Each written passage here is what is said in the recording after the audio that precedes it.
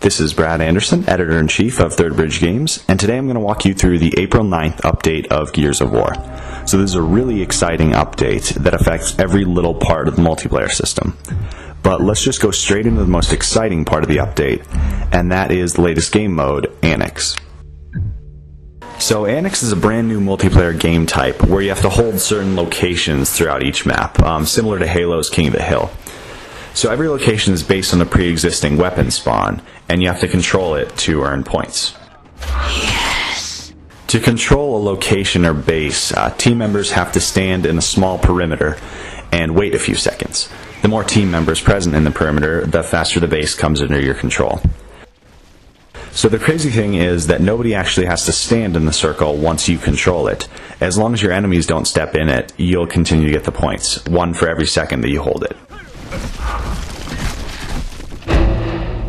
This is a really cool feature because it allows team members to spread out, cover the flanks, and cover the other crucial locations on each map. Once a certain location has given out 60 points, a new base is selected randomly.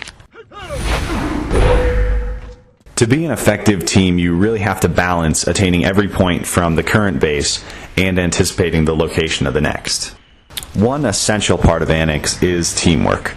Those who like to go off by themselves are really not going to do great in this mode because it really has further identified Gears of War as a team game. Annex doesn't just require teamwork, but it also really promotes it. I found myself talking to my stranger teammates a lot more than I have in any other game type. There are some drawbacks to having such a strong emphasis on teamwork. When either team loses a player, whether it's from quitting or internet failure, it really puts them in a bad position. Player skill is always going to be really important in a game like Gears of War, but Annex often comes down to a strength in numbers game. Whoever has more players in that little circle is probably going to win.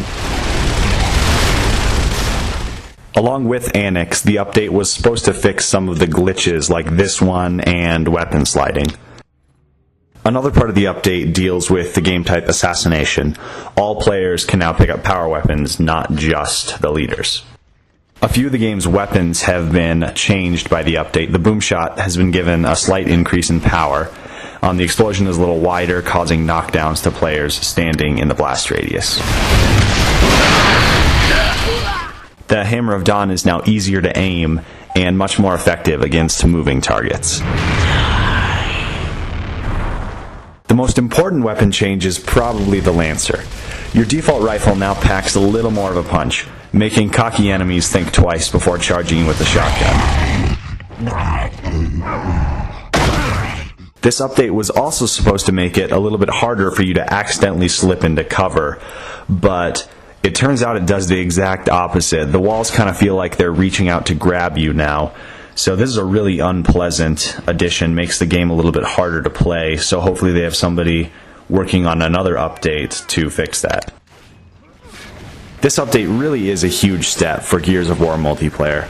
Annex will definitely bring back some of those fans who quit early due to the game's lack of variety. The fixed glitches, improved weapon balance, and the fact that the update is free. I think it's safe to say that Epic is definitely delivering on their promise that they were going to support this game thoroughly after launch. A few more battles like this and this war is as good as over.